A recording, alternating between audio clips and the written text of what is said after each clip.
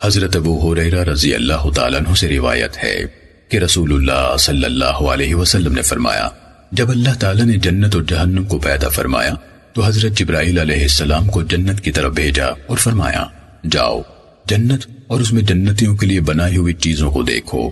انہوں نے جا کر دیکھا، پھر واپس آئے تو کہنے لگے، تیری عزت کی قسم، جو شخص بھی جنت کے بارے میں سنے گا ضرور اس میں داخل ہوگا۔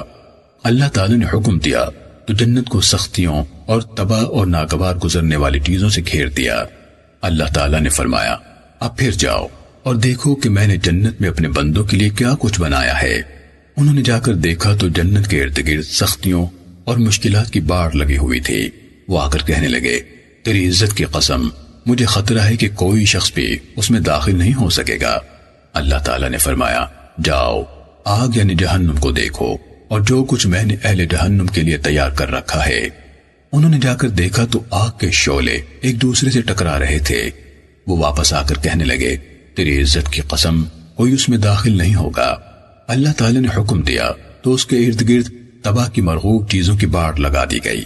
فرمایا، اب جا کر دیکھو۔ انہوں نے دیکھا تو اس کے ارد گرد خوشنما چیزوں کی باڑ لگ چکی تھی۔ وہ واپس آ کر کہنے لگے، تیری عزت کی قسم، مجھے خطرہ ہے کہ کوئی شخص اس سے نہیں بچ سکے گا، ضرور داخل ہو جائے گا۔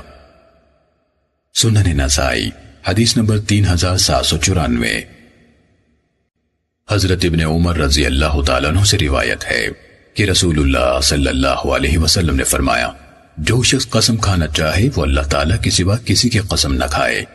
قریش اپنے آباء و اجداد کی قسمیں کھایا کرتے تھے، لہٰذا آپ صلی اللہ علیہ وسلم نے فرمایا، اپنے آباء و اجداد کی قسمیں نہ کھایا کرو۔ سنن نسائی حدیث نمبر 3795۔